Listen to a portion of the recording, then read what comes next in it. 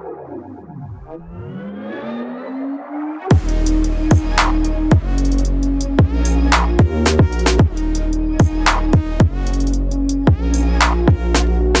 evening and welcome to our little debrief of Tottenham Hotspur 1, Manchester City 0. I'm Martin and you're watching the Mancunian Way. So what we're going to do this evening, we're going to answer 5 questions. Where do Manchester City stand? Our takeaways from the game today, what went wrong, what went right, and what we have learned overall. So let's get straight in to question number 1. Well, let's look at what Pep said 2 weeks ago, even 3 or 4 days ago.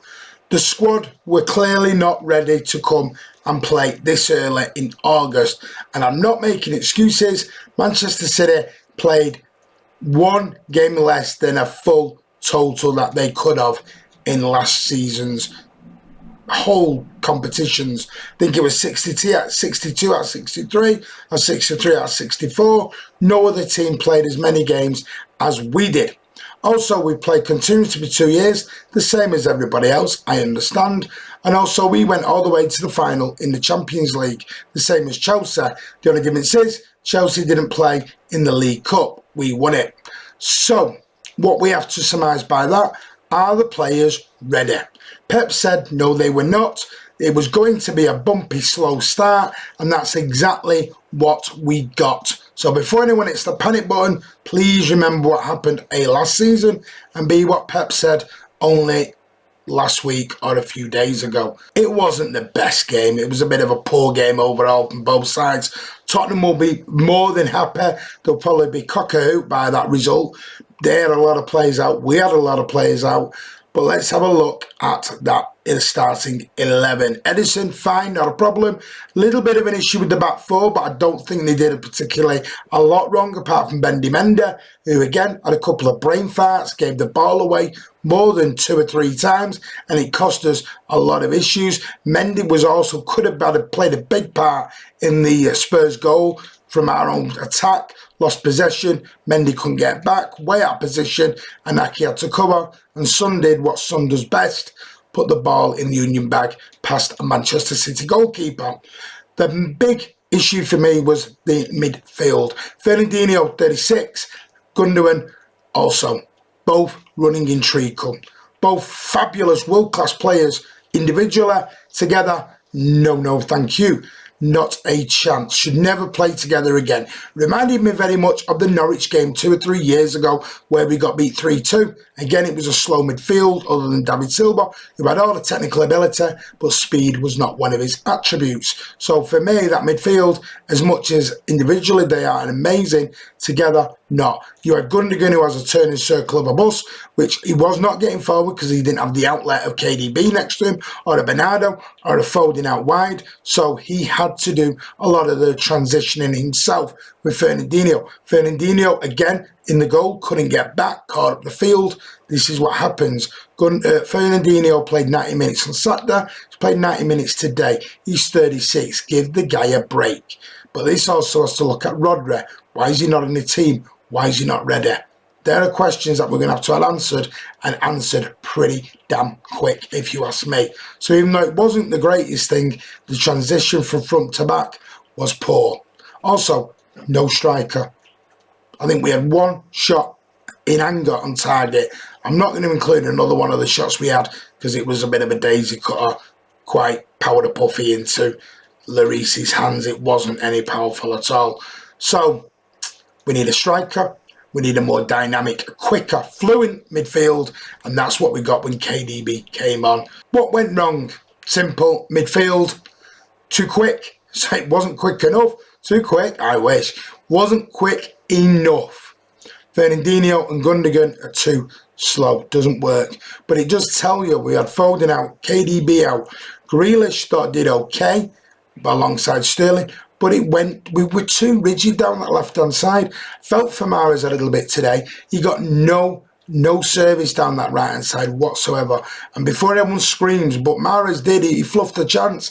He did, but a lot of it he had to come and do some of the donkey work himself because he wasn't being given the ball. Everything was flowing down that left-hand side. Every single thing, even in the second half, it was all going down our left. We very rarely went down the right-hand side. So we became one-dimensional and very, very easy for Tottenham to actually defend against and then counter-attack on. So what went right? Big plus for me is KDB got minutes on the pitch, and boy did we look a lot more dynamic, fluent, quicker, everything when KDB came on that pitch, because that's what world-class players do. Thankfully, Pep made a little bit of a mind game and told everyone he was going to be out for 6-7 games. He wasn't. He was out for 60 or 70 minutes. Got on the pitch, looked really, really dangerous. Zinchenko looked a lot better at left back than Mendy. Sorry, it's time for Mendy to leave. I've stuck by him, but time is time, and time is called on Mendy. Hopefully, we can find a buyer or even pay up his contract. Don't mean to be harsh, but he's simply not in Zinchenko's ballpark. Also, you can see with Jack Grealish, dribbling runs, exactly what I said. If you go back to the Jack Grealish video that I did, it's exactly what I said. He draws defenders out into fouls. We will get loads and loads of free kicks through a Jack Grealish. And with his pace, he's dynamic, his straightforward runs, he is exciting on the ball and something I cannot wait to see live back at the Etihad at Norwich next week. So there are the pros. It's only early in the season. It's not the last game, it's what game one. We started slow last year and look what happened. We won the league. So Blues, calm down. Plenty of time to go. We're going back to exactly the same script. Pep said the same script as last season. And how did last season end? We're champions. What did we learn? Well, we learned that 11 will never play together again. Fingers crossed. That's what we did learn. And also that our squad maybe not as strong as what we think it is. I have said privately that our squad is not as strong or not as deep as people say. It's okay having the names on paper. You've got to put it into practice. And are those players we've got on the bench good enough? Don't mean the bench today. I'm talking the players that have come in. Fernandinho is 36. Rodri, for me, should be stepping up by now. He does it in flashes. He has 3 or 4 really good games and then disappears. Why was he not in the team today? Shouldn't be relying on 36-year-old for 2 straight games. It's not fair. So maybe we need to go and buy a CDM. Maybe that's something we need to look at in the transfer market. Not saying this summer, but it's something we may have to look at. A left back we definitely need as well, because Mendy, like I said earlier, time is time, son. It's time to leave. Thanks very much. You've been a good servant. Unlucky with injuries, but it's time to go. In the what someone I once spoke to said. But yes, time for Mendy to go. Also, what I did like about today, I did like the Sterling and Grealish partnership in the first 10 or 15 minutes. That looks a real exciting prospect going forward. Sterling got no service, neither did Grealish in the second half, and it wasn't very good. But like I said, plenty of more time to go. Game 1 of 38. Don't panic. Let's not hit the fire alarm. Plenty more time. We will do well this season. Don't worry, Blues. We wouldn't have it any other way as a Man City fan, would we? We never do it easy.